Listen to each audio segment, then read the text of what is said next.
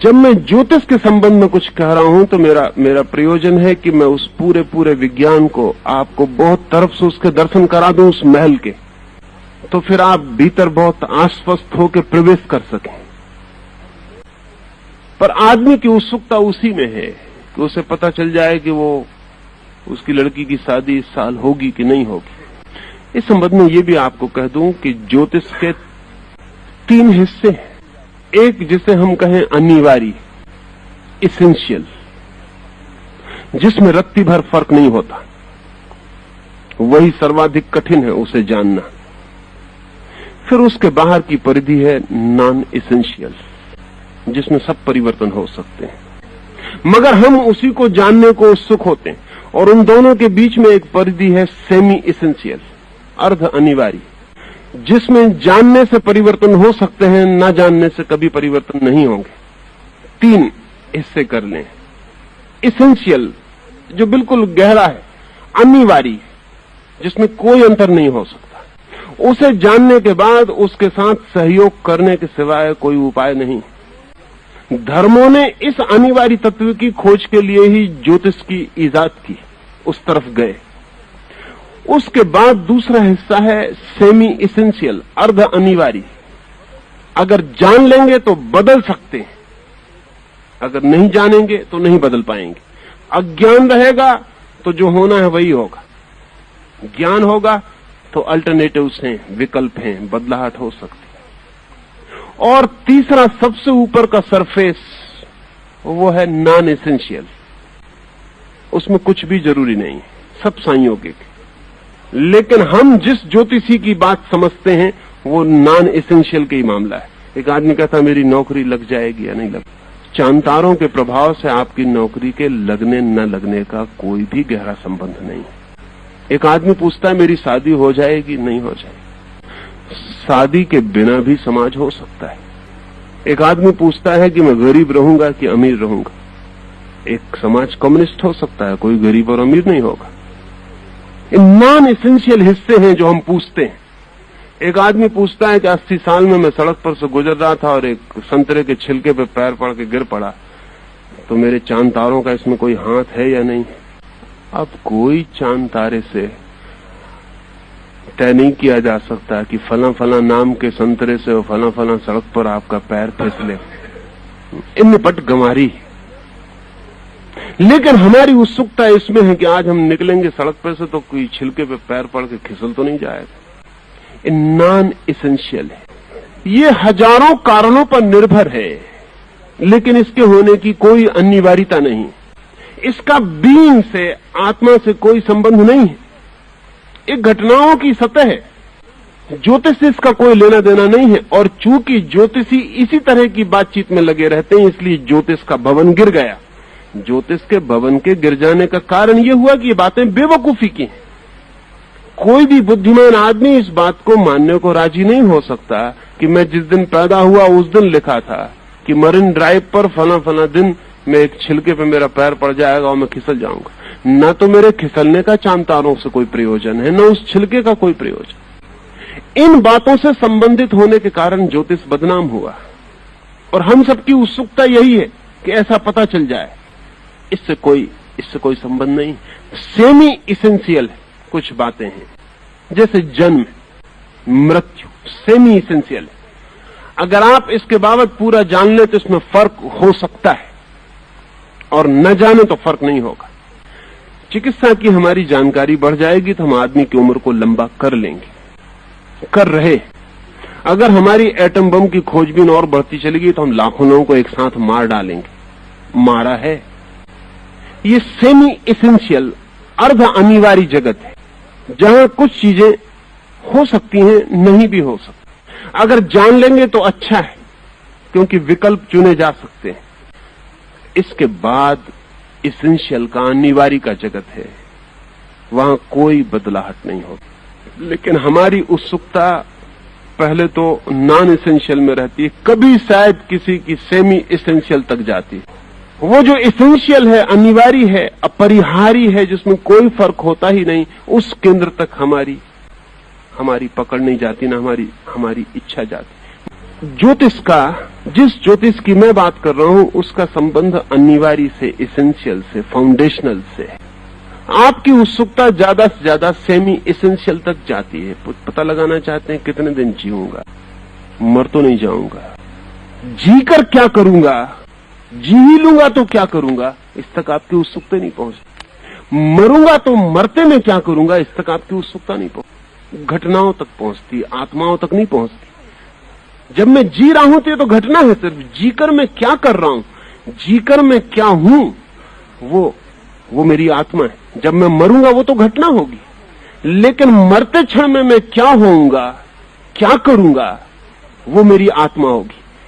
हम सब मरेंगे, मरने के मामले में सबकी घटना एक सी घटेगी, लेकिन मरने के संबंध में, मरने के क्षण में हमारी स्थिति सबकी भिन्न होगी।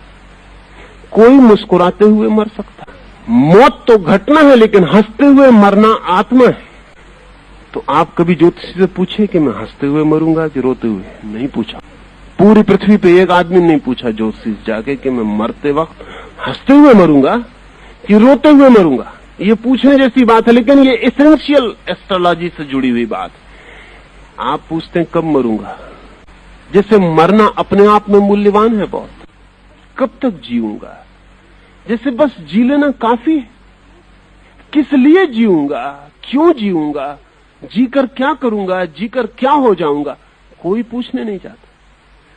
इसलिए महल गिर गया, क्योंकि वो महल गिर जाएगा जिसके आधार नॉन एसेंशियल पर रखे हो।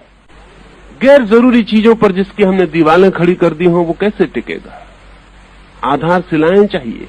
तो मैं जिस ज्योतिष की बात कर रहा हूं, वो आप जिससे ज्योतिष समझते रहे हैं, उससे गहरी, उससे भिन्न, उससे आयाम और है।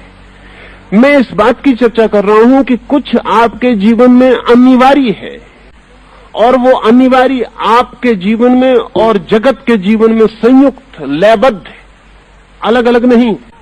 उसमें पूरा जगत भागीदार है, उसमें आप अकेले नहीं। जब बुद्ध को ज्ञान हुआ तो बुद्ध ने दोनों हाथ जोड़कर पृथ्वी पर सिर टेक दिया। कथा है कि आकाश से देवता बुद्ध को नमस्कार करने आए थे कि वो परम ज्ञान को उपलब्ध हुए। बुद्ध को पृथ्वी पर हाथ टेके सिर रखे देखकर वो चकित हुए। उन्होंने पूछा कि तुम और किसको नमस्कार कर रहे हो, क्योंकि हम तो तुम्हें नमस्कार करने स्वर्ग से आते हैं, और हम तो नहीं जानते कि बुद्ध भी किसी को नमस्कार करे, ऐसा कोई है। बुद्ध तो आखिरी बात। तो बुद्ध ने आंखें खोली और बुद्ध ने कहा, जो भी घटित हुआ है उसमें मैं अकेला नहीं, सारा विश्व। तो इस सबको धन्यवाद देने के लिए सिर टेक दिया है। ये एसेंशियल एस्ट्रोलॉजी से बंधी हुई बात है। सारा जगत, इसलिए बुद्ध अपने भिक्षुओं से कहते थे कि जब भी तुम्हें कुछ भी भीतरी आनंद मिले, तत्क्षण अनुग्रहित हो जाना समस्त जगत के, क्योंकि तुम अकेले नहीं हो। अगर सूरज ना निकलता, अगर चांद ना निकलता, अगर एक रत्ती भर भी घटना और घटी होती तो तुम्हें यह नहीं होने वाला था जो हुआ है। माना कि तुम्हें हुआ है, लेकिन सबका हाथ है, उसमें पूरा जगत भागीदार है, उसमें आप अकेले नहीं। जब बुद्ध को ज्ञान हुआ तो बुद्ध ने दोनों हाथ जोड़कर पृथ्वी पर सिर टेक दिया। कथा है कि आकाश से देवता बुद्ध को नमस्कार करने आए थे कि वो परम ज्ञान को उपलब्ध हुए। बुद्ध को पृथ्वी पर हाथ टेके सिर रखे देखकर वो चकित हुए। उन्होंने पूछा कि तुम और किसको नमस्कार कर रहे हो, क्योंकि हम तो तुम्हें नमस्कार करने स्वर्ग से आते हैं, और हम तो नहीं जानते कि बुद्ध भी किसी को नमस्कार करे, ऐसा कोई है। बुद्ध तो आखिरी बात। तो बुद्ध ने आंखें खोली और बुद्ध ने कहा, जो भी घटित हुआ है उसमें मैं अकेला नहीं, सारा विश्व। तो इस सबको धन्यवाद देने के लिए सिर टेक दिया है। ये एसेंशियल एस्ट्रोलॉजी से बंधी हुई बात है। सारा जगत, इसलिए बुद्ध अपने भिक्षुओं से कहते थे कि जब भी तुम्हें कुछ भी भीतरी आनंद मिले, तत्क्षण अनुग्रहित हो जाना समस्त जगत के, क्योंकि तुम अकेले नहीं हो। अगर सूरज ना निकलता, अगर चांद ना निकलता, अगर एक रत्ती भर भी घटना और घटी होती तो तुम्हें यह नहीं होने वाला था जो हुआ है। माना कि तुम्हें हुआ है, लेकिन सबका हाथ है, सारा जगत उसमें इकट्ठा है। एक कॉस्मिक जागतिक अंतर संबंध का नाम ज्योतिष है। तो बुद्ध ऐसा नहीं कहेंगे कि मुझे हुआ है, बुद्ध इतने कहते हैं कि जगत को मेरे मध्य हुआ है। ये जो घटना घटी है एनलाइटनमेंट की, ये जो प्रकाश का आविर्भाव हुआ है, ये जगत ने मेरे बहाने जाना है। मैं सिर्फ एक बहाना हूं, एक क्रॉस रोड जहां सारे जगत के रास्ते आके मिल गए। कभी आपने ख्याल किया कि चौराहा बड़ा भारी होता है, लेकिन चौराहा अपने में कुछ नहीं होता। वो जो चार रास्ते आके मिले होते, उन चारों को हटा लें तो चौराहा विदा हो जाता है। हम सब क्रिस क्रॉस पॉइंट्स हैं, जहां जगत की अनंत शक्तियां आके एक बिंदु को काटती हैं, वहां व्यक्ति निर्मित हो जाता है, इंडिविजुअल बन जाता है। तो वो जो सारभूत ज्योतिष है, उसका अर्थ केवल इतना ही है कि हम अलग नहीं हैं, एक, उस एक ब्रह्म के साथ, उस एक ब्रह्मांड के साथ है, और प्रत्येक घटना भागीदार है। तो बुद्ध ने कहा है कि मुझसे पहले जो बुद्ध हुए उनको नमस्कार करता हूं, और मेरे बाद जो बुद्ध होंगे उनको नमस्कार करता हूं। किसी ने पूछा कि आप उनको नमस्कार करें जो आपके पहले हुए, समझ में आता है, क्योंकि हो सकता है उनसे कोई जाना अनजाना ऋण हो, क्योंकि जो आपके पहले जान चुके हैं उनके ज्ञान ने आपको साथ दिया हो, लेकिन जो अभी हुए ही नहीं, उनसे आपको क्या लेना देना है, उनसे आपको कौन सी सहायता मिली। तो बुद्ध ने कहा जो हुए हैं उनसे भी मुझे सहायता मिली है, जो अभी नहीं हुए हैं उनसे भी मुझे सहायता मिली है, क्योंकि जहां मैं खड़ा हूं वहां अतीत और भविष्य एक हो गए हैं। वहां जो जा चुका वो उससे मिल रहा है जो अभी आने को है, वहां जो जा चुका उससे मिलन हो रहा है उसका जो अभी आने को है। वहां सूर्योदय और सूर्यास्त एक ही बिंदु पर खड़े हैं। तो मैं उन्हें भी नमस्कार करता हूं जो होंगे, उनका भी मुझ पर ऋण, क्योंकि अगर वो भविष्य में ना हो तो मैं आज ना हो सकूंगा। इसको समझना थोड़ा कठिन पड़ेगा, ये एसेंशियल एस्ट्रोलॉजी की बात। कल जो हुआ है अगर उसमें से कुछ भी खिसक जाए तो मैं ना हो सकूंगा, क्योंकि मैं एक श्रृंखला में बंधा हूं। ये समझ में आता है।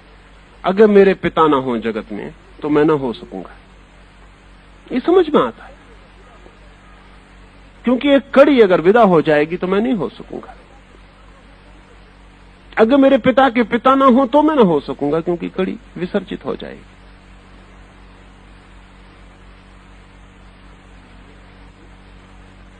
लेकिन मेरा भविष्य अगर उसमें कोई कड़ी ना हो तो मैं ना हो सकूंगा, समझना बहुत मुश्किल पड़ेगा, क्योंकि उससे क्या लेना देना, मैं तो हो ही गया हूं। लेकिन बुद्ध कहते हैं कि अगर भविष्य में भी जो होने वाला है वो ना हो तो मैं ना हो सकूंगा, क्योंकि भविष्य और अतीत दोनों के बीच की मैं कड़ी हूं। कहीं भी कोई बदलाहट होगी तो मैं वैसे नहीं हो सकूंगा जैसा हूं। कल ने भी मुझे बनाया, आने वाला कल भी मुझे बनाता, यही ज्योतिष है। बीता कल ही नहीं, आने वाला कल भी, जा चुका नहीं, जो आ रहा है वो भी, जो सूरज पृथ्वी पर उगे वो नहीं, जो उगेंगे वो भी भागीदार हैं। वो भी आज के क्षण को निर्मित कर रहे हैं, क्योंकि जो वर्तमान का क्षण है ये हो ही ना सकेगा अगर भविष्य का क्षण इसके आगे ना खड़ा हो। उसके सहारे ही ये हो पाता है। हम सबके हाथ भविष्य के कंधे पर रखे हुए, हम सबके पैर अतीत के कंधों पर पड़े हुए, हम सबके हाथ भविष्य के कंधों पर रखे हुए। नीचे तो हमें दिखाई पड़ता है कि अगर मेरे नीचे जो खड़ा है वो ना हो तो मैं गिर जाऊंगा, लेकिन भविष्य में मेरे जो फैले हाथ हैं, वो जो कंधों को पकड़े हुए हैं, अगर वो भी ना हो तो भी मैं गिर जाऊंगा। जब कोई व्यक्ति अपने को इतनी आंतरिक एकता में अतीत और भविष्य के बीच जुड़ा हुआ पाता है, तब वो ज्योतिष को समझ पाता, तब ज्योतिष धर्म बन जाता है, तब ज्योतिष अध्यात्म हो जाता है।